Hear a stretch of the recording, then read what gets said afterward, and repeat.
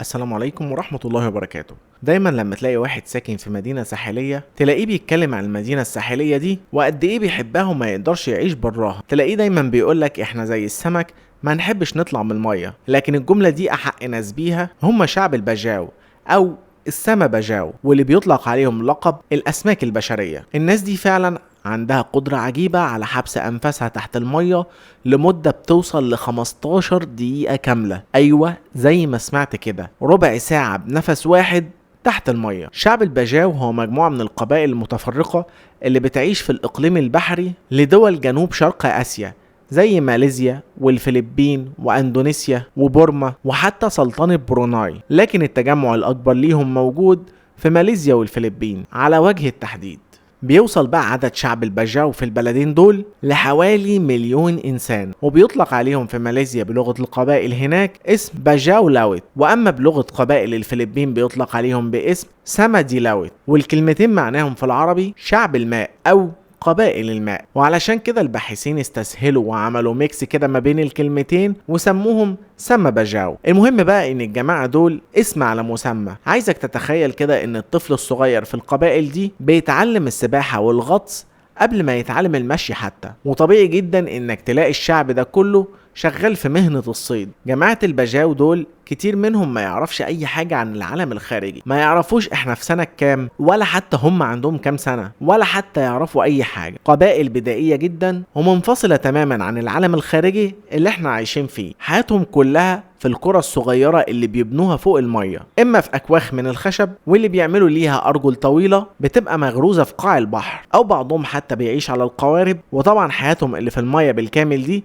خلتهم معتمدين على البحر في كل حاجة. وعلشان كده من اغرب العادات اللي عندهم انهم بيخرموا طبلات ودانهم علشان لما يغطسوا تحت المية ما تضايقهمش، وخصوصا بقى لانهم بينزلوا لاعماق شديدة جدا بتوصل ل70 متر كاملين، يعني بيقدروا يتحملوا نقص اكسجين وضغط مية بيبقى قوي جدا. شعب البجاو مختلف حبتين وعندهم لغات كتير بيقدروا يتكلموها، يعني مثلا على سبيل المثال ان هم بيتكلموا اكتر من 10 لغات. بس الغريب ان كل القبائل بتفهم بعضها بكل سهولة. وعلشان نفهم ازاي ده بيحصل محتاجين نرجع بالتاريخ ورا شوية. عندك مثلا ايام الجاهلية عند العرب قبل ما يتوحدوا على لغة قريش اللي نزل بيها القرآن، كل قبيلة كان عندهم لغة خاصة، لغة المسميات فيها مختلفة عن اللغة التانية، مش بس مجرد لهجة مختلفة او طريقة نطق مختلفة، لكن مع ذلك كل القبائل كانوا بيفهموا بعضهم. وده لان كل اللغات كانت مشتقة من اصل واحد وهو اللغة العربية. وبنفس الطريقة بقى كل لغات البجاو المختلفة بتشبه اللغة الأصل المنتشرة في جزر بولونيزا. وأما بالنسبة لعقائد البجاو والممارسات الدينية بتاعتهم فهي عقائد وثنية، لكن تلاقي عندهم شوية تأثير كده من الدين الإسلامي.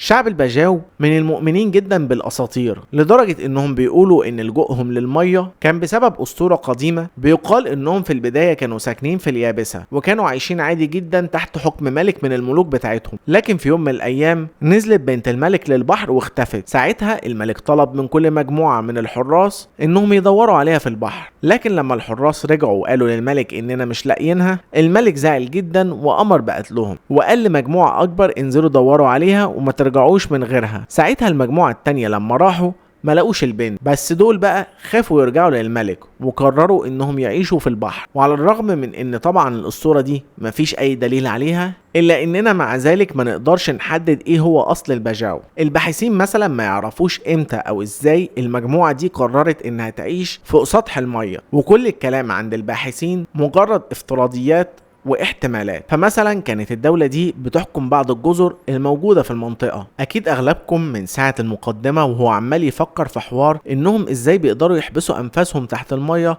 لمدة ربع ساعة كاملة. هل في انسان يقدر يحبس نفسه تحت المية كل الفترة دي؟ اكيد في حاجة مش مظبوطة، وعلشان كده مفيش تفسير للموضوع ده الا التكيف والتدريب. بس برضو موضوع التدريب ده ما كانش داخل دماغ الدكاترة قوي.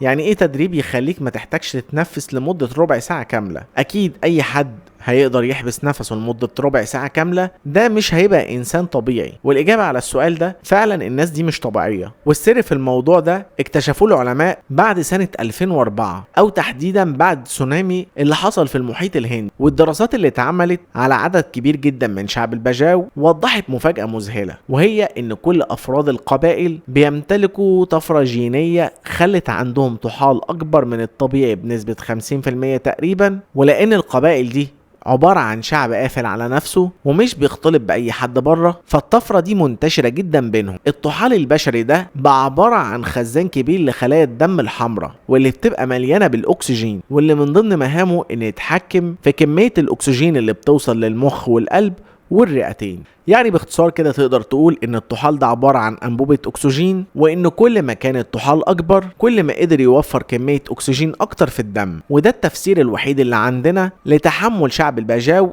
الفترات الطويلة دي تحت المية. وموضوع شيوع الطفرة الجينية ده فيهم دي حاجة مش غريبة، بتشتهر بيه مجموعة انطوائية قافلة على نفسها، زي مثلا سكان هضبة التب اللي قدروا انهم يتكيفوا مع نقص الاكسجين في الاماكن العالية وقدروا يعيشوا فيها بشكل طبيعي. بل ان اصلا اكبر سبب في التشابه الملحوظ عند سكان جنوب شرق اسيا بيرجع للانطوائية، مش بس مهاراتهم الوحيدة هي الغطس والسباحة. الجماعة دول بقى قدروا يعملوا لنفسهم حضارة بسيطة كده خاصة بيهم، واللي قدروا يعملوا منتجات بحرية يستخدموها علشان تسهل عليهم معيشتهم، زي انهم قدروا يعملوا عوازل وكريمات مضادة للشمس او حتى بعض التوابل للاكل. ده غير كمان تصنيع الملابس والشبك وادوات الصيد، وحتى النظارات اللي بيستخدموها للرؤية تحت المية هم برضو اللي بيعملوها بايديهم. بل ان المخلوقات البحرية والاصداف والمحار اللي بيصطادوها محدش غيرهم بيقدر يطلعها، ولا حتى مراكب الصيد الكبيرة. وده طبعا لانهم بيغطسوا بنفسهم لمسافات كبيرة تحت المية. وبيقولوا ان الغوص بالحربة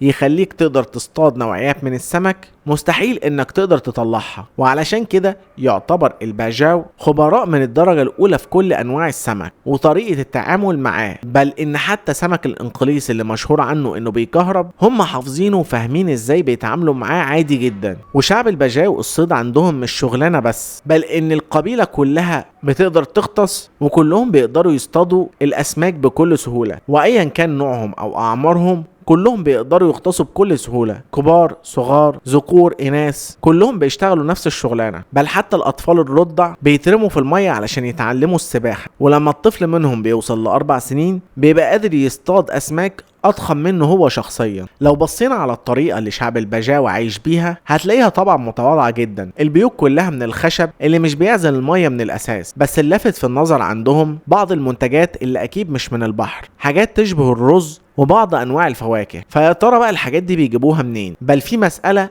اهم كمان، وهي اللي بيموت منهم يا ترى بيدفنوه ازاي؟ الاجابه على الموضوع ده هي جملة واحدة بس، هي ان الحاجات دي بتجيلهم لوحدها. ببساطة كده الناس هي اللي بتروح ليهم بالمنتجات دي، بيروحوا لهم بالمنتجات دي وياخدوا منهم اسماك ومنتجات بحرية كمان. والبيع والشراء هنا بيبقى عن طريق المؤايضة، ياخدوا منهم الاسماك ويدوهم اي حاجة تانية قصادها. واما بالنسبه لموضوع دفن الموتى او اي نشاط محتاجين يعملوه على البر، ففي مجموعه منهم اسمهم بجاو البر، هم دول المسؤولين عن اي نشاط من النوع ده. واخيرا بقى السؤال اللي بيطرح نفسه، يا ترى الناس دي متسابين كده ليه؟ يعني ليه حكومات الدول دي اللي هم عايشين فيها مش بتساعدهم علشان تطور حياتهم؟ الاجابه بكل بساطه ان هم اللي عايزين يعيشوا كده. شعب البجاو مرتبط ثقافيا وعقائديا بالمكان اللي هم موجودين فيه، زيهم زي كتير من السكان الاصليين اللي عايشين في الامريكتين واستراليا او حتى افريقيا. صحيح في مجموعات بتقبل انها تندمج ثقافيا مع الشعوب التانية، الا ان في كتير منهم بيرفضوا ان هم يسيبوا اماكنهم. وعلشان كده اكبر جميل ممكن نعمله فيهم اننا نسيبهم في حالهم في المكان اللي هم بيحبوه. وبس كده نكون خلصنا. لو عجبك الفيديو ما تنساش تعمل لايك واشترك في القناة علشان يوصلك كل جديد. واخيرا وليس اخرا ما تنساش تصلي على النبي في التعليقات. وبس كده، سلام.